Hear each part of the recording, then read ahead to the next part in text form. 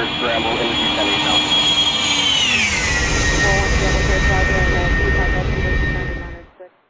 This is part 2 on my tutorial covering ForeFlight and its use with X-Plane 11. There are so many details in covering ForeFlight that I decided to split this into 2 videos. So today we're going to be covering some of the things that we didn't talk about in our last flight. So let's hop inside the airplane and bring up ForeFlight and put together a short flight plan. So again, as I mentioned in my last video, if you click up here in the upper right hand corner, it's going to center your airplane with the map. Some of the things I didn't cover yesterday includes this right here, which is your map layers. So as you see, we have US VFR sectional selected, aeronautical, and street map. But you also, of course, have the option of Ifr Low Altitude Charts, which I frequently use, as well as Ifr High Altitude Charts. So again, going back up here to our layers, I'm going back to VFR sectional. I typically keep aeronautical selected up here, and you'll see why here in a second. When I deselect it, look at the change that it makes on the map. You notice how the highlighting of all the airspace goes away? It just makes your map come alive, and it gives a lot of useful information. It makes it much easier to see airspace in and around airports. So that's where we're going to leave it for today's flight. The other thing I want to talk about, again, going back here to map layers, is all the different options that you can place in your map. Now, I will say it's not always good to select too many of these things because your map can become cluttered and some things can be difficult to read. Right now, as you see, I have radar composite selected.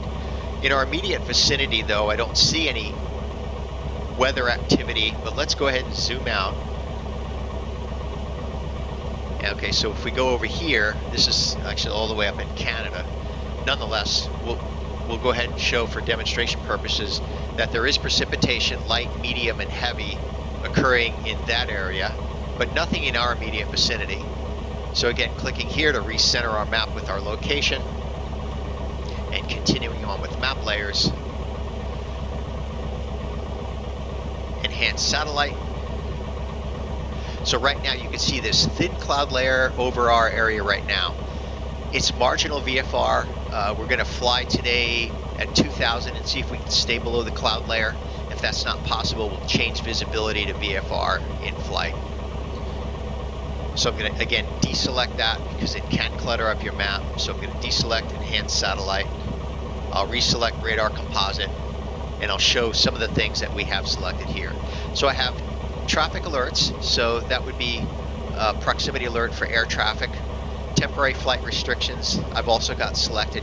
Cloud ceilings, which, as you see right here, all of these little numbers in boxes, the 28, the 21, 29, that represents cloud ceilings in the vicinity that these little boxes are located. So that would indicate that in our immediate vicinity, the cloud layers are about 2,200. Here it's 2,700, 2,100 here, 2,800, 2,900. We're going down to Olympia today, and right there the cloud layer is at 2,800 foot ceilings. So if we remain at 2,000, we should be okay. If we're not, again, we'll change the weather. But one thing I want to say about that when you're flying using ForeFlight, if you change the weather in your simulator, ForeFlight doesn't change with it. ForeFlight is always going to display real-world weather. So be careful when you change your weather if you want to fly according to ForeFlight. What I typically do is if I'm on a VFR flight and I want to continue on in VFR conditions, I'll change only the visibility component of the weather in X-Plane. I'll leave all else the same, the barometric pressure, the winds aloft, all else would remain the same, and I'll simply lift the cloud layer so that I have a VFR conditions. That's what I did in my last video when I flew through the Bravo airspace in the Seahawk transition. So again, I find the cloud ceiling layer very, very useful, particularly on a VFR flight. You can kind of look out ahead and see what the cloud ceilings are, both en route and at your destination. So again, let's go back up to layers and continue down. I'm not going to get into a super amount of detail, but you can read these for yourself. Winds aloft can be very useful. So right there I selected that. That can be really useful. I'm going to deselect it for now.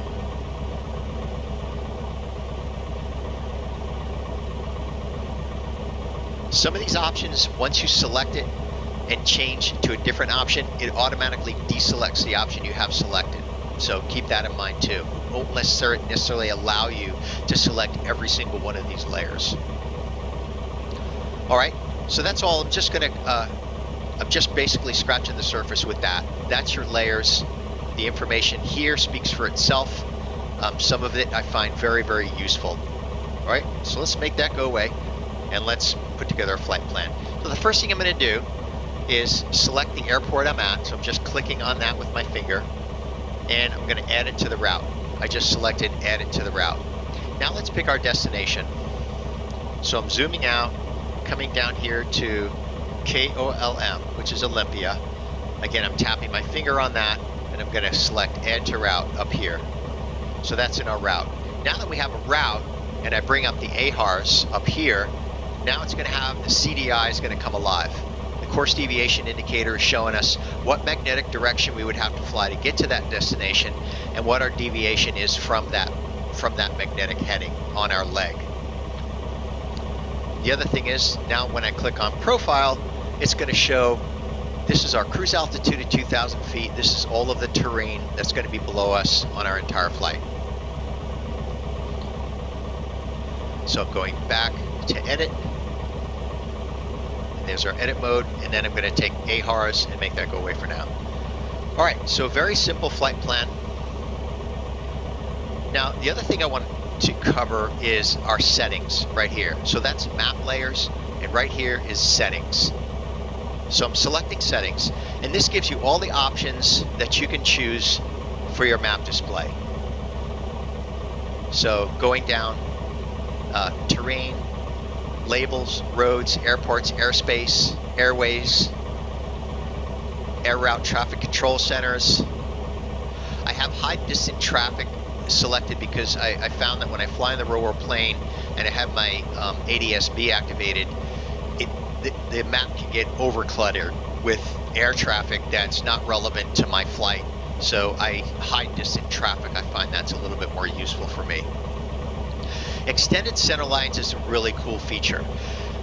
All the airports that are in my flight plan, in this case only 2, as you can see, it has an extended center line, 3, 4, and 16. And if we go down here to Olympia, and again, as I talked about in my previous video, if you select here, it transitions to show your entire route, makes it a lot easier.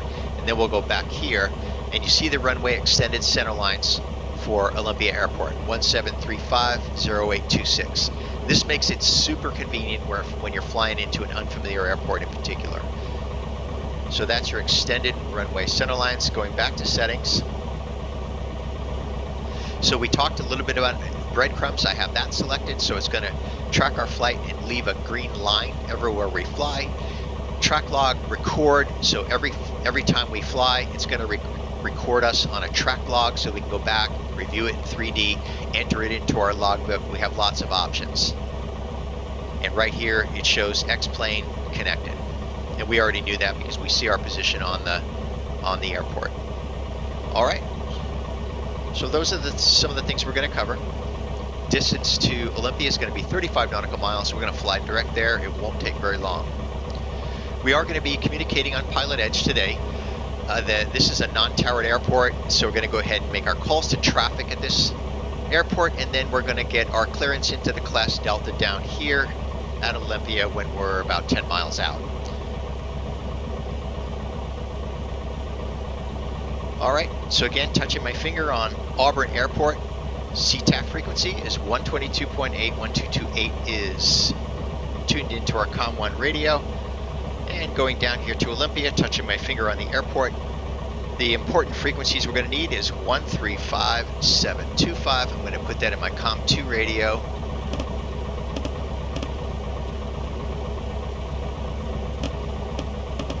One 135.725.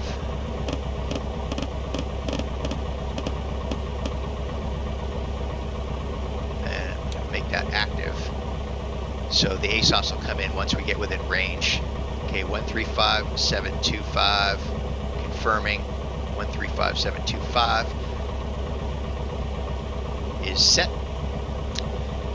And we're going to need tower frequency, so Olympia Tower 124.4, we'll put that in standby.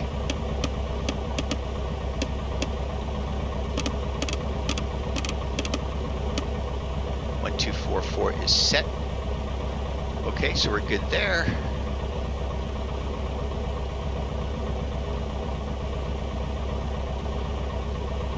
And we're ready to take off.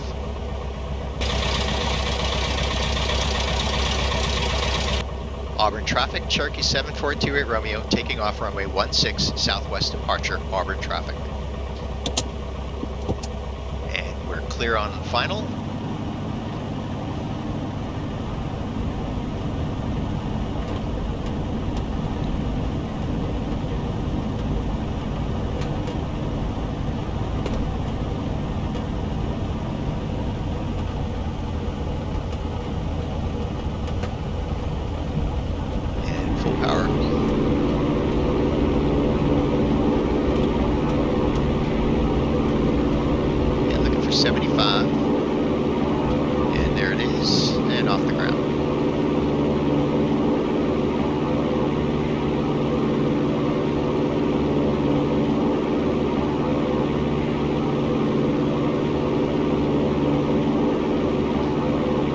Climb up to 2,000, see if we have VFR conditions.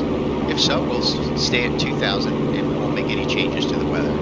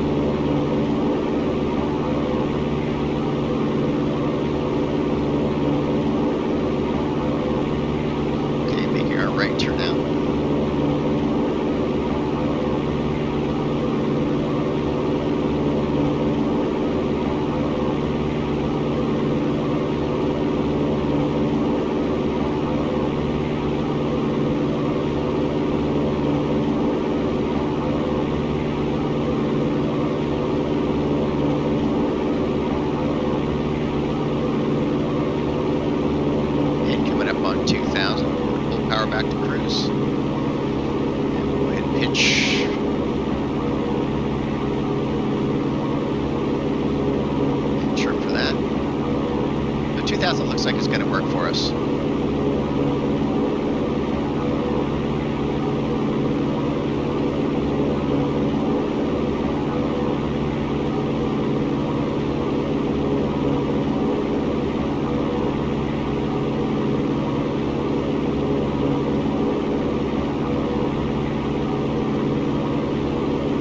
All right, we'll go ahead and join our course. 217.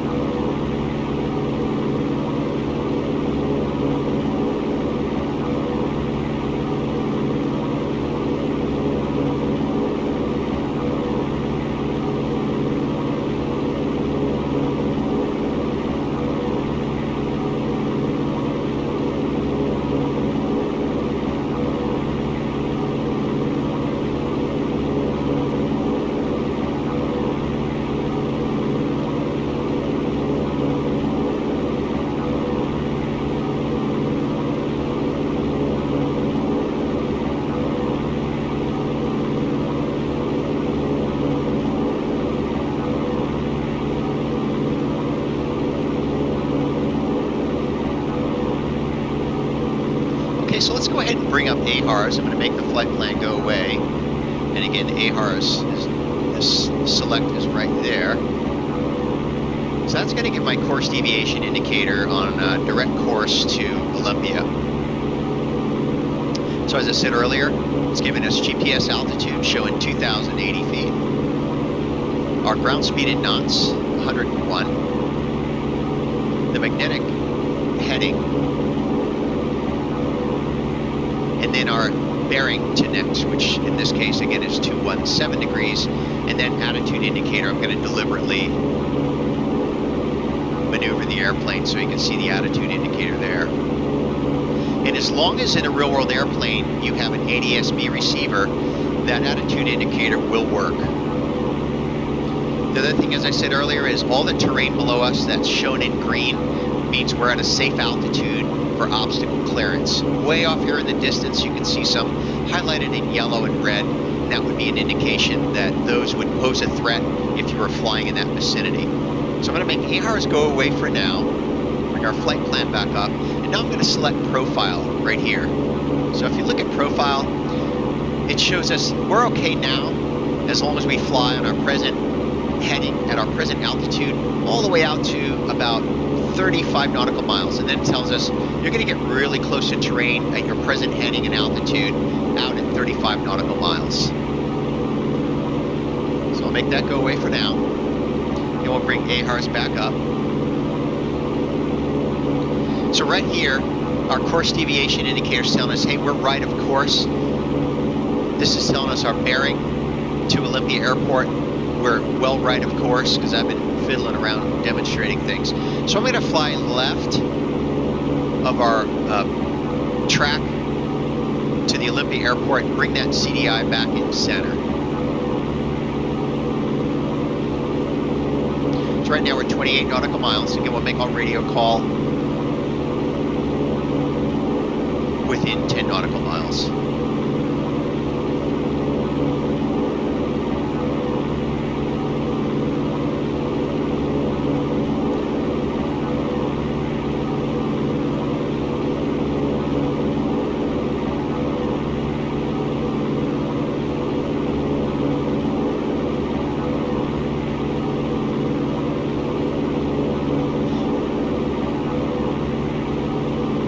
So since we're flying at 2,000, and if you look over here at McCord Air Base, that class Delta airspace goes from surface to 2,800. Now Pilot Edge does not cover McCord Air Base, but right now, at this point in my flight, I would contact McCord and request a transition through their Delta airspace.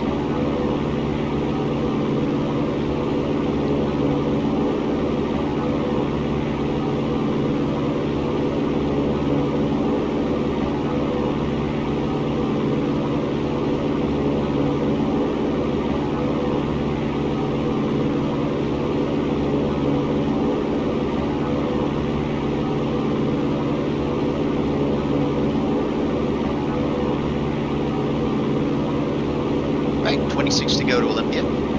So we're just coming up on McCord.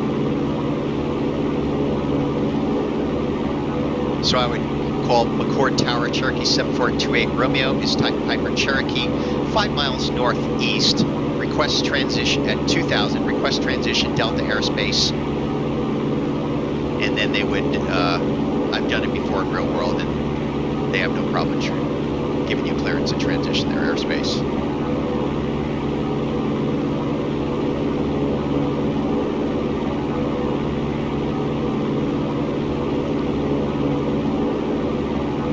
Just coming inside their airspace now.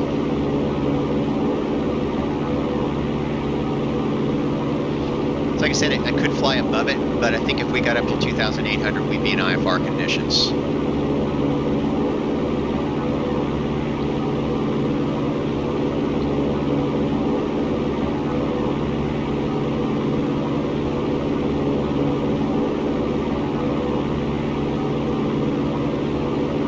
So let's go ahead and bring that CDI in.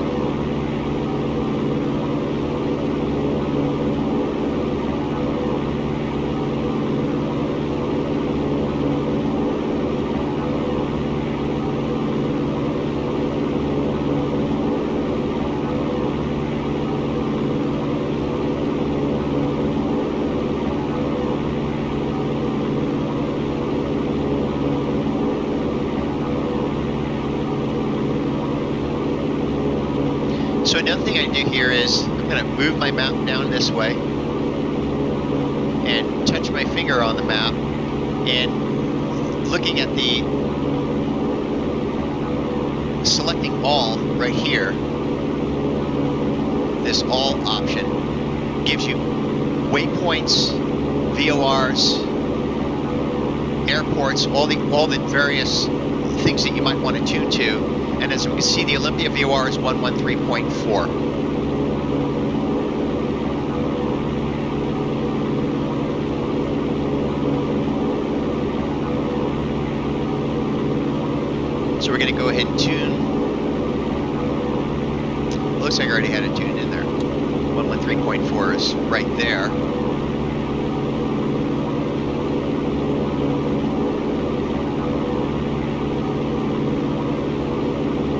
And we can use that as a backup navigation or nav radio. So we're now tuned to the Olympia VOR.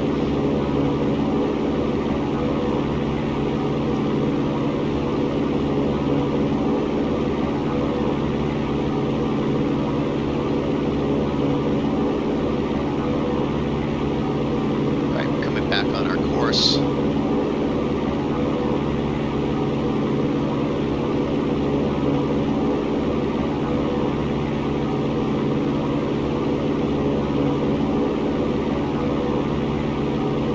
And we're going to turn to 217. 20 to go for Olympia.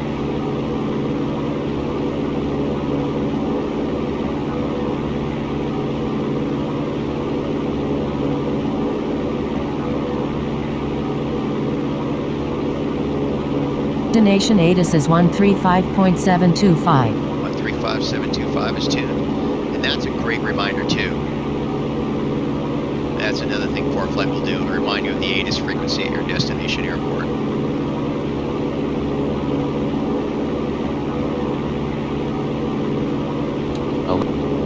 Olympia Airport, ATIS Information Vector, 2122 Zulu. Wind 210 at 7. Visibility 10. 2,700 scattered, ceiling 3,300 overcast, temperature 18, dew point 14, altimeter 3011, arriving and departing runway 17. Visual approaches in use. Read back all runway assignments and hold short instructions. Advise on initial. Alright, so Victor is current.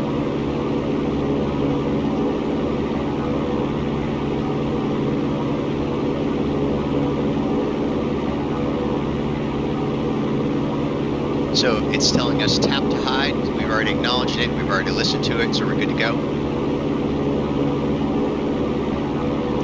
And we're expecting runway 17. So again, that's where that extended runway center line comes in really handy.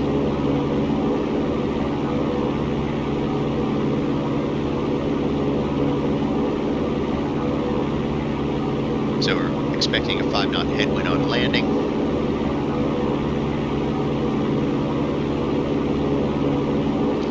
And 17 is left traffic. And let's see.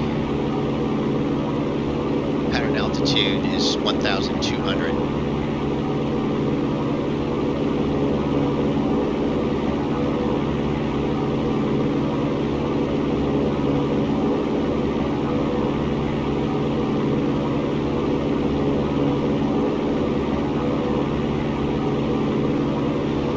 Switch over to tower. We should have the ability. We would certainly appreciate if you continue on planning in Amarillo and try to find some updated scenery. Absolutely, I'll see what I can for you guys.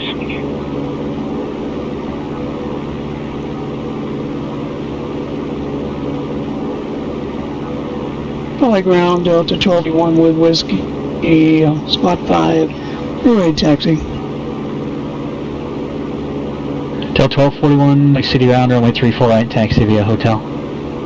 ForeFlight Hotel, 1241.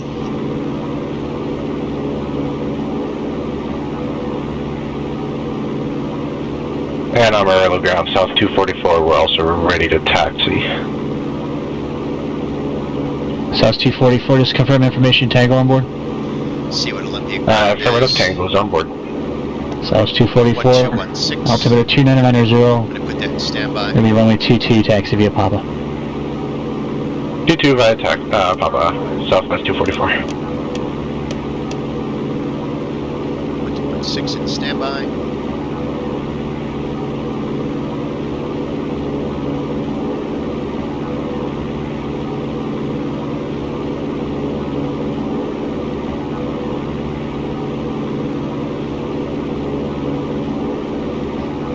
So I'm anticipating he'll give us a straight in for 17 based on our direction of flight and where we're coming from. I'll give a radio call here in 4 miles.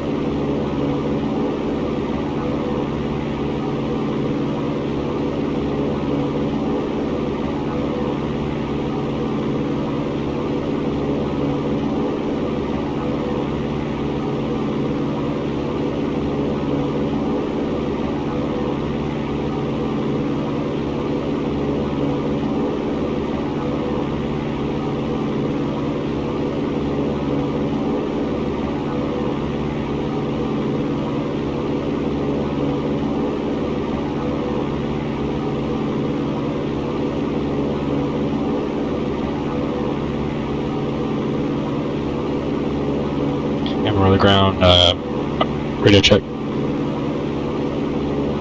Calling Amarillo's loud and clear.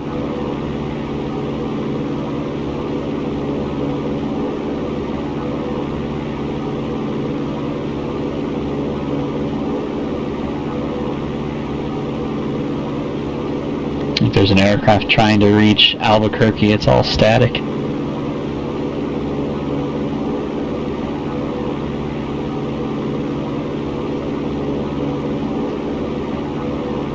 Olympia Tower, Cherokee 7428 Romeo is type Piper Cherokee, 10 miles northeast, landing with Victor.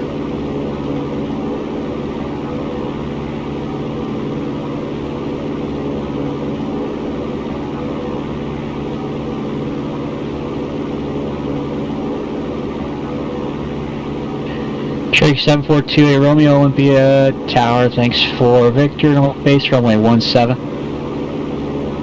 Expecting runway 17, 7428 Romeo.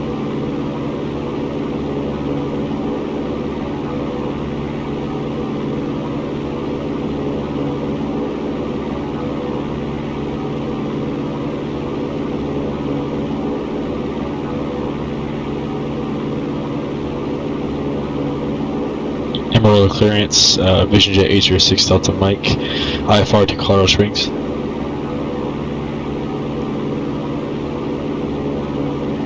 Ray 06 Delta Mike, it's going to be full route, give me just one moment. Affirmative.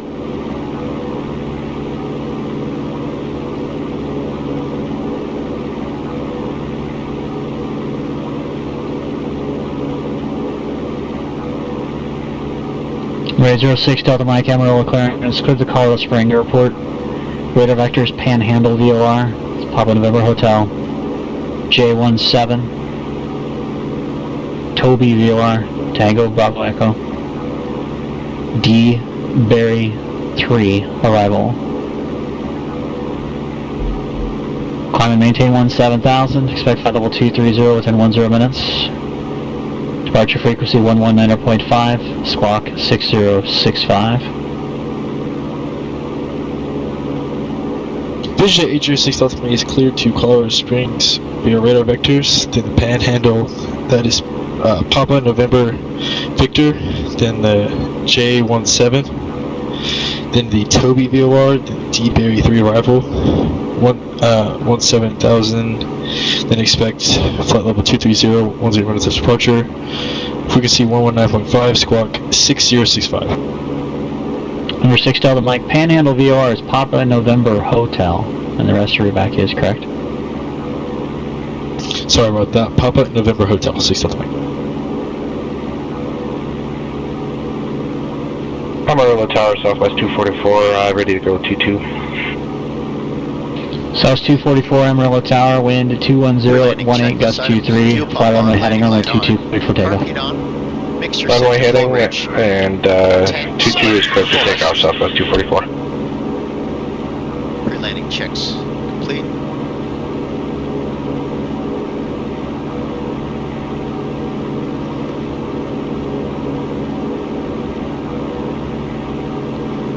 Unless he instructs otherwise, I'm going to plan a straight in 17.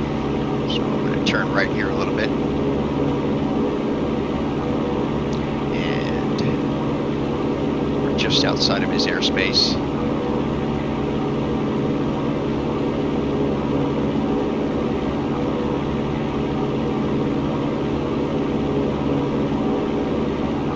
Array 50 Papa Hotel, descend via the Court 3, arrival Boise, altimeter is 29907.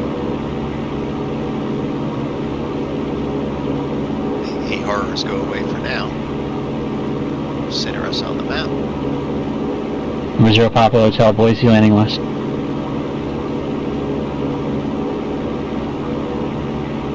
Number 0 Papa Hotel, Boise, landing west. And we'll start descending. So here again, descent to destination at 580 feet per minute would bring me down to airport elevation. Distance index is 4.6, showing our ground speed here. GPS altitude displayed here. Bearing and track. Explorer, Delta 1241, hold short 34 right. We're ready to go, sir. Delta 1241, Salt Lake City, flighting 295, runway 34 right, cleared for takeoff. Fly heading 295 on departure, cleared for takeoff. For right, Delta 1241.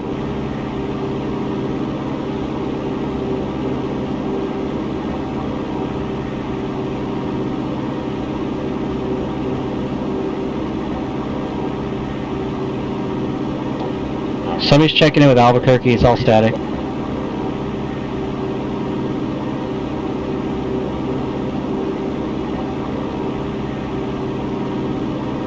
I think it's Bonanza 400 Lima Pop with Albuquerque. It's all static. It might get better as we get better, but I can't hear you.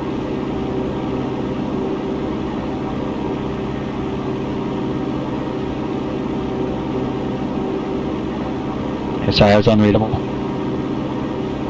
Olympia Tower, Cherokee 742, Romeo is on a 3-mile left base for runway 17. Number 2 Romeo, thank you. Wind 220 at 7, runway 17. Clear to land. Cleared land, runway 17, 742, Romeo. Southwest 244, contact departure. Departure 244, thanks. Have a good day.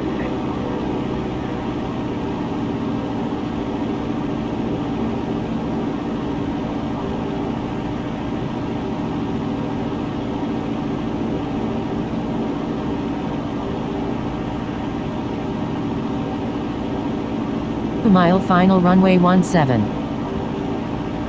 And first notch of flaps. Southwest 244, Amarillo departure, radar contact.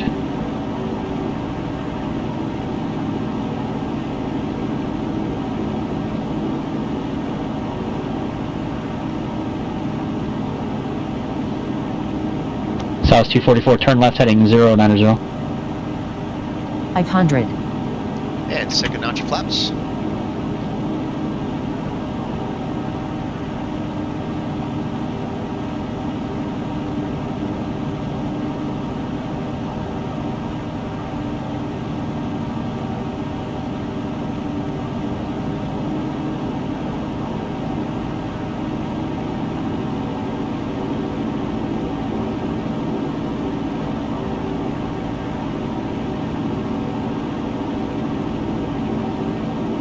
Southwest 244, when able, proceed direct to Panhandle VOR, then resume navigation. Contact Albuquerque Center 134.6 for hire.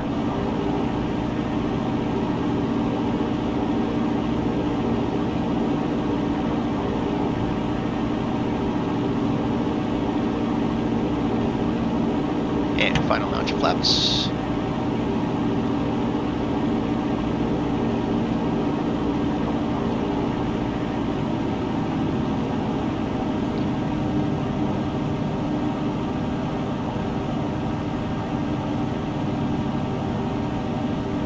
Delta 1241, contact departure. Over departure 1241.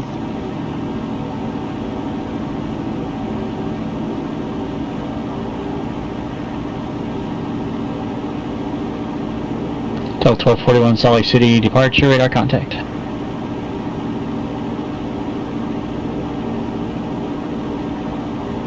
And landing is short. Power back.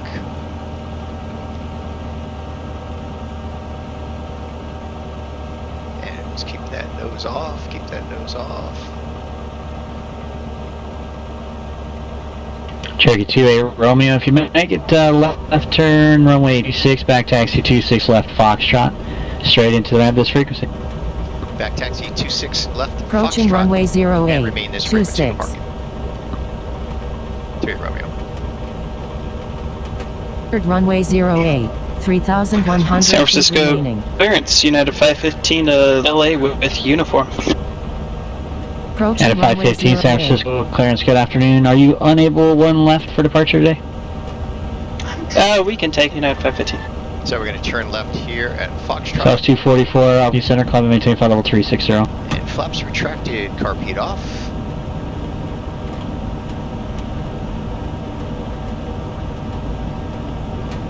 United 515, clear to Los Angeles International Airport, stick for departure, eBay transition, then as filed, climb via the SID, except maintain 10,000, squawk 3104. United 515, we're cleared to LA, stick for eBay as filed, SID to 10,000, 3104. United 515, read back correct. Delta 1241, turn left, heading 240, climb and maintain 13,000. And fuel pump off, landing light off. Lean for taxi.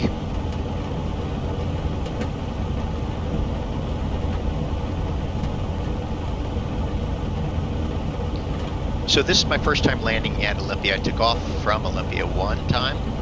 Delta 1241 is clear, direct scant, join the departure, climb and maintain flight level 230 and resume normal speed.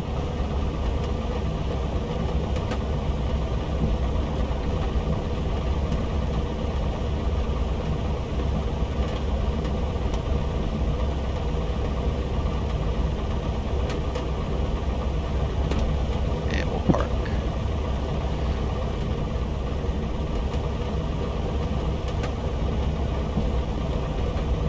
Over here, do a debrief.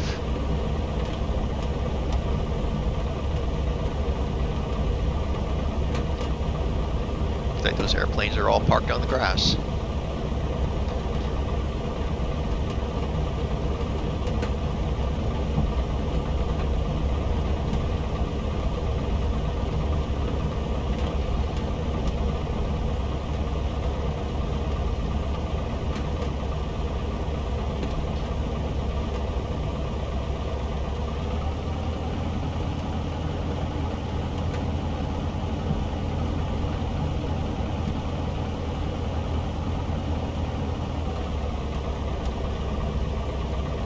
Okay, let's get it shut down, take a look at ForeFlight, and do a quick debrief.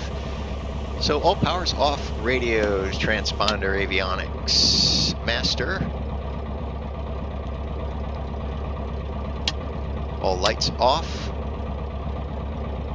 Master switch off. Lean cutoff. Brake on. Ignition off. All right. Okay, so let's bring up ForeFlight, take a look at our flight path.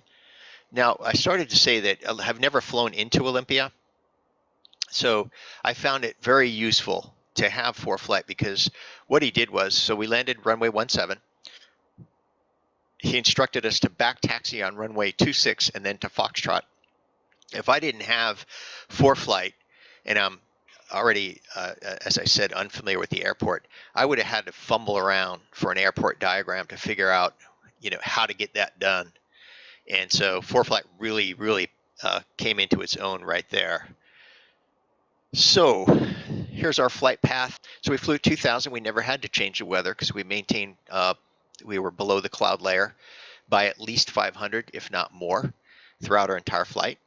And so there's our left base for runway 17 and our final. Now again, these extended runway center lines really pay for themselves in an unfamiliar airport because I was able to see very clearly without digging in and trying to figure out how this airport was laid out. It's very, very clear, what the runway directions are. So the things we talked about, again, just to recap, we talked about layers for the map and all the different options, VFR sectional, IFR or IFR low or IFR high altitude. We talked about the functionality of the aeronautical, radar composite. We talked about traffic, temporary flight restrictions, cloud ceilings, which as you can see, let's see what we are here. Not really giving any data here, but 3,400 here.